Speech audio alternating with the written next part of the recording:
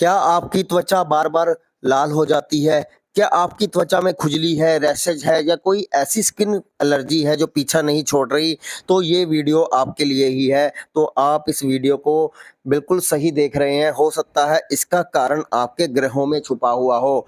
आज मैं ये वीडियो में स्किन रिलेटेड इश्यू को उठाने वाला हूँ और आपकी समस्या का निदान भी लेकर आया हूँ। ज्योतिष में स्किन की समस्याओं का गहरा संबंध कौन-कौन से ग्रहों से जुड़ा हुआ होता है, उन सबको आज हम यहाँ पर बताने की कोशिश करेंगे। आज हम जानेंगे कैसे आपकी कुंडली इन समस्याओं का कारण बनती है और क्या है उसका सटीक समाधान।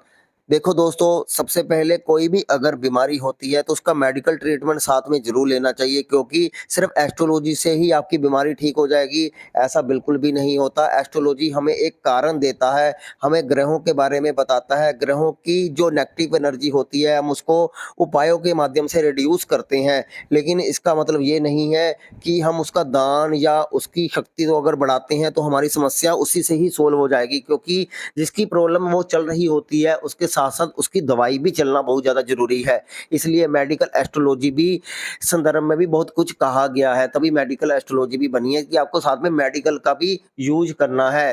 तो दोस्तों, आज हम इस वीडियो में जानेंगे स्किन का ज्योतिषीय कनेक्शन क्या है। पहले आप हमारा चैनल जो है सब्सक्राइब ज़रूर करें, सब्सक्राइब करें और वीडियो को लाइक ज़रूर करें। तो दोस्तों, हम शुरू करते हैं सबसे पहले त्वचा के कारक ग्रह के बारे में। दोस्तों, आपको पता है जो हमारी त्वचा है, जो हम डेड स्किन इसको मान लें, जो हमारी त्वचा का निचली परत होती है, उसे बुध ग्रह नियंत्रित करता है।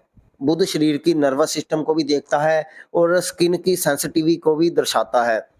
जब बुध अशुभ या पाप ग्रहों से ग्रसित होता है दोस्तों, तो स्किन पर एलर्जी, खुजली, दाग, धब्बे जैसी समस्याएं हो सकती हैं। त्वचा की जो ऊपरी चमक होती है दोस्तों, जिसके कारण हम सुंदर दिखते हैं, हमारी त्वचा दूसरों को प्रभावित करती है, तो वो शुक्र ग्रह के कारण होता है। अगर शुक्र ग्रह हमारा खराब हो जाता है, क्योंकि शुक्र जो होता है वो हमारी त्वचा की सबसे ऊपर वाली परत होती है, जो सबसे ऊपर वाली परत जो शाइन करती है। तो वो अगर शुक्र ग्रह हमारा खराब होता है, अशुद्ध होता है, तो चेहरे पर भी मुहासे हो जाते हैं, तेलीय त्वचा या त्वचा का सौंदर्य हमारा जो होता है वो खत्म हो जाता है। तो शुक्र खराब हो जाता है, शनि के प्रभाव के कारण भी हो जाता है, कई बार ड्राई स्किन हो जाती है, तो तेलीय जो त्वचा होती है वो खराब हो जाती है।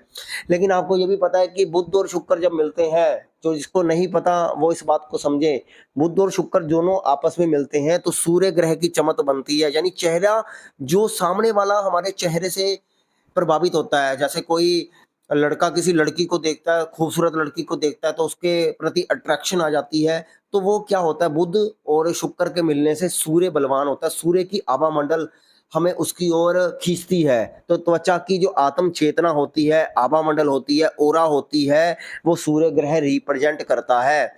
तो सूर्य पर भी बहुत बुरा प्रभाव भी हमारे बुध और शुक्र को खराब कर सकता है, क्योंकि बुध, शुक्र और सूर्य आसपास ही तो रहते हैं दोस्तों, ज़्यादा दूर तो जाते नहीं है। तो बुध और शुक्र मजबूत होते हैं तो सूर्य भी तेजस्वी होता है, जिससे हमारी स्किन में जो है नेचुरल चमक आती है दोस्तों। तो नेचुरल चमक आती है तो बहुत हमारा जो ऑरा मंडल है वो बहुत ज़्यादा विकसित होकर दूसरों पर अपना अच्छा प्रभाव छोड़ता है और हमारी स्किन में कोई विकार उत्पन्न नहीं होता। तो दोस्तों, अब मैं आपको ये बताता हूँ कि कौन से तरीके से या कौन से कारण से जन्म कुंडली में हमें स्किन से संबंधित इश्यू आते हैं। तो दोस्तों, कुंडली में अगर बुध छठे, 8वें और 12वें घर का स्वामी होता है और राहु केतु के साथ होता है या राहु केतु से पीड़ित होता है, तो स्किन पर बार-बार एलर्जी, इन्फेक्शन या कोई रैशेस वगैरह हो सकते हैं। दोस्तों, मैं ये भी मानता हूँ कि बुध, स्किन का कारक जो बुध है, चंद्रमा से भी खराब होता है, क्योंकि बुध और चंद्रमा आपस में मित्र नहीं है। तो चंद्रमा जो है बुध पर जब बुरा प्रभाव छोड़ता है तो स्किन की एलर्जी होती है। आप देखोगे बुध और चंद्रमा की युति वालों को भी स्किन के संबंधी दिक्कत आती है। बुध जब चंद्रमा की कर्क राशि में बैठता है तब भी दिक्कत आ सकती है और चंद्रमा अगर बुध की राशियों में बैठता है तब भी दिक्कत आ सकती है।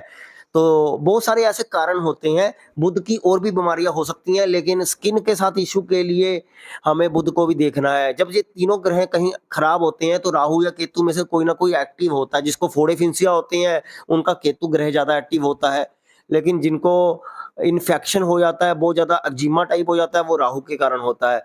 तो दोस्तों, शुक्र अगर मंगल से पीड़ित होता है तो महिलाओं में खास तौर पे महिलाओं में जो hormonal issue, skin related issue भी होने जाते हैं। हार्मोनल इशू ज़्यादा होने के कारण स्किन संबंधी इशू होने लग जाते हैं। चंद्रमा खराब होता है तो मैंने आपको कहा कि ये इंसान मानसिक तनाव भी बहुत ज़्यादा लेता है, जो किसका असर स्किन पर पड़ता है और स्किन हमारी डल हो जाती है, मुरझाई सी लगती है। तो ये सब कारण साथ-साथ चलते हैं। तो दोस्तों, अब ज़्यादा समय व्यर्थ ना करते हुए मैं आपको इसके उपाय की तरफ ही लेके चलता हूँ, क्योंकि कारण जन्म कुंडली के हिसाब से हर 12 लग्नों के हिसाब से अलग-अलग हो सकते हैं, लेकिन ये यही 3 ग्रह ही आस-पास ही घूमेंगे। तो इन 3 ग्रहों के बिना हमारी स्किन से संबंधित दिक्कत नहीं आती है। इनके एंटी प्लैनेट जब इन ग्रहों पर प्रभाव डालते हैं तो स्किन से संबंधित दिक्कत आ सकती है। तो दोस्तों, हम बुध को शांत कैसे करें? तो दोस्तों, आप ये है कि आप जल में जो तुलसी डालकर, आप तुलसी का जैसे पत्ता होता है वो आप बिना, पहले तो प्रार्थना करते हुए तुलसी का पत्ता तोड़ें और उसको बिना दांत लगाए ऐसे ही अंदर आप पानी के साथ ले सकते हैं उसको, या दूध में तुलसी डालकर भी आप पी सकते हैं बुधवार को, ये भी कर सकते हैं। गाय को आप हरी मूंग जरूर खिलाएं, हरी मूंग, पालक, ये सब चीजें जरूर खिलाएं। और ज़्यादा से ज़्यादा आप कोशिश करें कि आप सफ़ेद वस्त्र ही पहने, या फिर बहुत ज़्यादा डार्क कपड़े मत पहने। कुछ समय के लिए आप सफ़ेद वस्त्रों को ज़्यादा जोर दें, कुर्ता पजामा पहन लिया, या लेडीज़ जो है सफ़ेद सूट या कुछ और इसी टाइप की चीज़ें ज़्यादा पहने। चावल और क्या कहते हैं, दही जो है वो अपनी आप बॉडी पर यूज़ कर सकते हैं। दही से नहा सकते हैं, दही को अपने शरीर पर मल सकते हैं, जिससे स्किन के इश्यू थोड़े कम होते हैं, ये इससे बल मिलता है। और सूर्य को आप जल दे सकते हैं। सूर्य को जल देते समय आप लाल फूल डाल सकते हैं, उसके अंदर लाल फूल डालकर आप जल देते हैं तो बहुत ज़्यादा यहाँ पे अच्छा रहता है। तो सूर्य के मंत्रों का भी आप जाप कर सकते हैं। ये सब आप चीज़ें साथ-साथ कर सकते हैं, और आयुर्वेदिक उपचार भी साथ-साथ ज़रूर लें। जैसे नीम का उपटन लगा सकते हैं, एलोवेरा और हल्दी मिलाकर स्किन पर लगा सकते हैं। और ज़्यादा से ज़्यादा पानी, क्योंकि चंद्रमा यहाँ पर आपका कमज़ोर हो जाता है, तो 8-10 गिलास पानी ज़रूर पिएँ। और दोस्तों, जो कांसे की कटोरी होती है वो बुध ग्रह से रिप्रेजेंट करती है, तो कांसे की कटोरी का आप दान कर सकते हैं। कांसे की कटोरी में दही डालकर आप किसी को दान कर सकते हैं। या ऐसा आप कर सकते हैं, अगर दही भी नहीं डालना चाहते तो सबसे बढ़िया है कि जो मक्खन होता है ना दोस्तों, मैं एक बहुत बढ़िया आपको उपाय बताता हूँ कि इससे बहुत नेचुरली, आपको कोई और प्रकार की क्रीम लगाने की भी ज़रूरत नहीं है। आप कांसे की कटोरी में मक्खन डालिए, घर का निकला हुआ मक्खन, सफ़ेद रंग का, वो मक्खन डालकर उसको मथिए, जैसे जोर लगा के उसको मथना शुरू कर दीजिए। मथना क्या होता है वो अपनी मम्मी से या आप अपने घर के बुजुर्गों से पूछ लीजिए किस प्रकार वो मक मक्खन को मथते हैं और उससे बनाते हैं आगे। तो तो ज़्यादा वो क्रीम टाइप बन जाएगा। वो क्रीम, उसको किसी बर्तन में डालकर उस क्रीम को लगाना शुरू कर दीजिए, क्योंकि वो कांसे की सारी एनर्जी उस मक्खन में जाएगी, वो क्रीम का रूप ले लेगी। तो उस क्रीम को लगाओगे, नेचुरल क्रीम आपके चेहरे के सारी समस्याएँ दूर करने में सहयोगी है। तो ये सब उपाय आप कर सकते हैं। तो दोस्तों, हर समस्या सिर्फ बाहर से नहीं होती, कुछ परेशानियाँ आपके भीतर के ग्रहों की चीख भी होती है। उनकी भाषा को समझिए। ज्योतिष आपके शरीर और आत्मा दोनों का इलाज कर सकता है। अगर आपको ये जानकारी उपयोगी लगी तो वीडियो को लाइक करें, चैनल को सब्सक्राइब करें और अपनी कुंडली की स्किन रिपोर्ट के लिए कमेंट करें। धन्यवाद दोस्तों।